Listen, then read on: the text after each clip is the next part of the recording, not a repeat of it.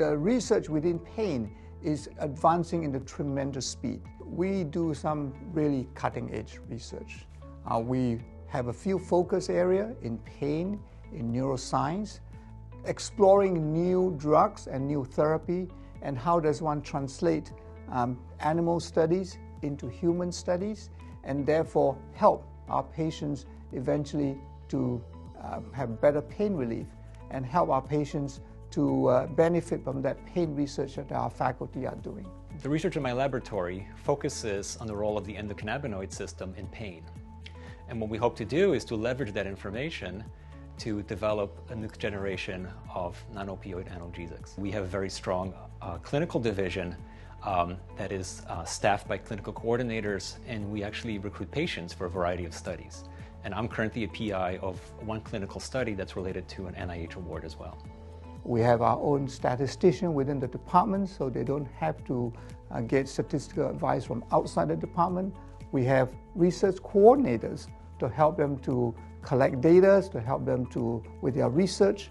I serve as both the biostatistician and the data manager for many of these projects, and I think that's really advantageous because as the biostatistician I know exactly how the data really needs to be collected, how it needs to be stored, and what I need to perform those analyses at the end. And having somebody play both of those roles will no doubt lead to the success of the project.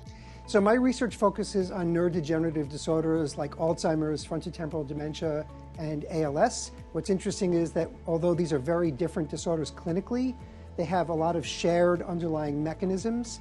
And specifically, my lab focuses on what we think is a pretty novel idea, which is that the death of neurons in the circuits that are important for these disorders may be governed in part by reactivation of ancient virus-like elements that are called retrotransposons and endogenous retroviruses.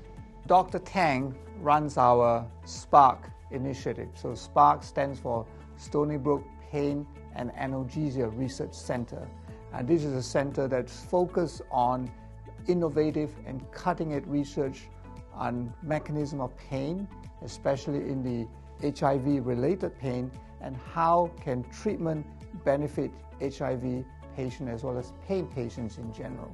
We really want to understand how HIV virus or HIV protein induce the pathogenic change in the pain pathway. We have not only fantastic basic science research, but we also have very, very strong clinical research.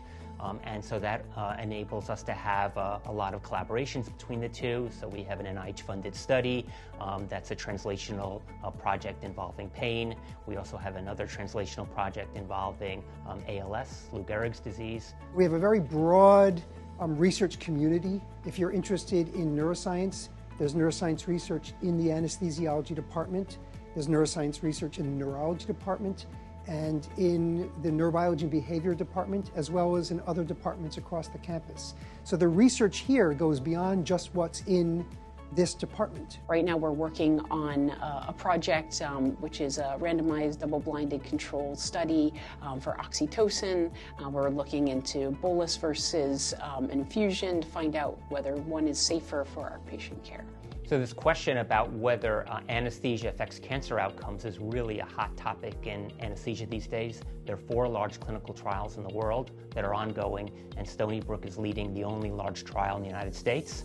And so we're almost finished enrolling 2,000 patients, and we couldn't have done it without the great support we have within our department. You know, what I really like about the mix of basic science, clinical research, and actual strong clinicians is that it provides an opportunity for wonderful collaborations that are sometimes outside the box, collaborations that you wouldn't think of. And just to give an example, I'm a fruit fly geneticist. I study models of human disorders in fruit flies where we have this incredibly powerful ability to manipulate the genes and manipulate the behaviors and study the neural circuits. And because I'm in the anesthesiology department, we started looking in human cerebral spinal fluid for biomarkers of disease that we predicted from the fruit fly research. Here I can collaborate with an anesthesiologist who is doing lumbar punctures every day and can draw cerebrospinal fluid for our group to look for these biomarkers, providing a wonderful collaborative opportunity that we might not have otherwise.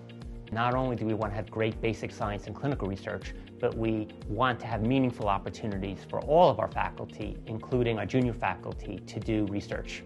Before I arrived at Stony Brook, I didn't really engage in clinical research, and that all started as soon as I joined the team. At this point, I finally have one good project moving forward, and I'm excited. Stony Brook's Department of Anesthesiology has developed an excellent support structure for budding researchers and for those, if you have some research curiosities, to help explore those ideas. Anesthesiology wanted to sponsor me to go back to school and get my PhD. And it really turned out to be a great fit because I could still work for the department in the same capacity that I was working before, but I could also further my skills and become a better researcher, and they were very much a part of that journey for me. We also have great mentoring, which is really important when people are trying to develop, in particular, clinical research projects.